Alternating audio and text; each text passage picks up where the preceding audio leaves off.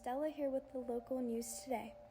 As weight loss, dieting, and nutrition topics trend throughout the media, the more significant topic of nutritional inequalities faced within African American communities in Western New York has been these communities continues to negatively impact African Americans' health, as these insufficiencies cause a lack of choice, resulting in a variety of health problems in these areas.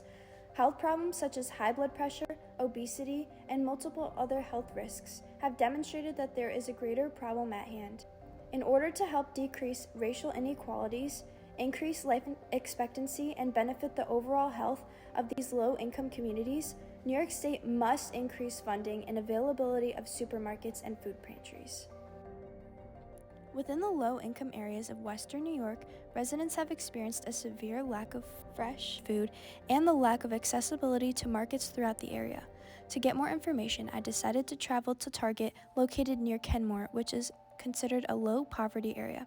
When examining prices of fresh produce, these prices were considered high for fruits and vegetables. This was also one of the only supermarkets nearby besides convenience stores such as 7-Eleven and Family Dollar.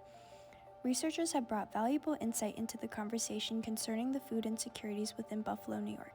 Sarah Bradley, who has done vast research on food insecurities within Buffalo, has conducted a series of studies to show how areas of Buffalo are affected by the lack of food. When Bradley evaluated these food insecurity-based areas, she found for some, healthy food such as fresh produce was simply not available in their neighborhood.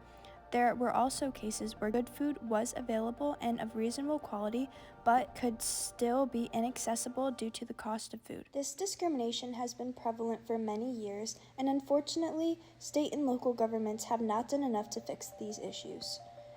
The lack of reach and effectiveness within government programs such as SNAP, EBT, and food pantries can all be held accountable for allowing such health consequences within the community to continue.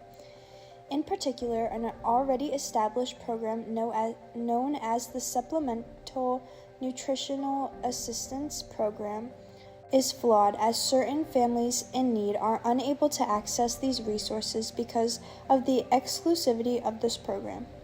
One study conducted by a researcher named James Mulby has evidence on the laws of SNAP and how this program has been limited at providing those struggling throughout the United States.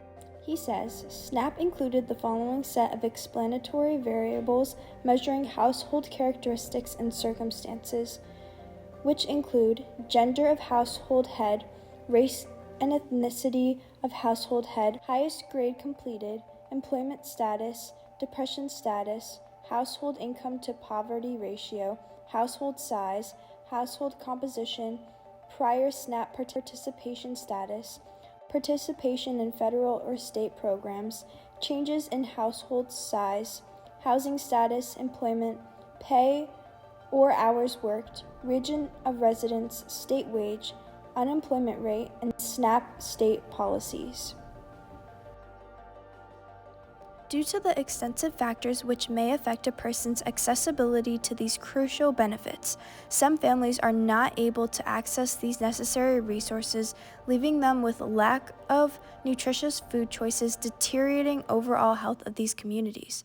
In order to provide beneficial resources to those struggling to attain fresh food and access to supermarkets, the government should increase funding of SNAP and food pantries to allow for more residents to be able to benefit from these resources.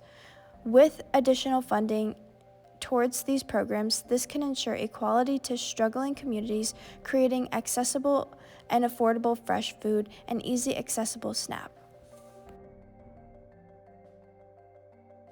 Kathy Hochul, the governor of New York, has power to provide accessible supermarkets, fresh food, and funding to programs such as SNAP and food pantries. Residents of Western New York can additionally make a great impact to those affected by actively donating to food shelters and programs that work to feed these communities. If you are interested in making a donation to those in need, visit www.feedmorewny.org to contribute today. With the help of the whole community, Western New York can congregate to make a difference that could save lives and repair the health of African Americans within these communities and promote equality back to the people. Thank you.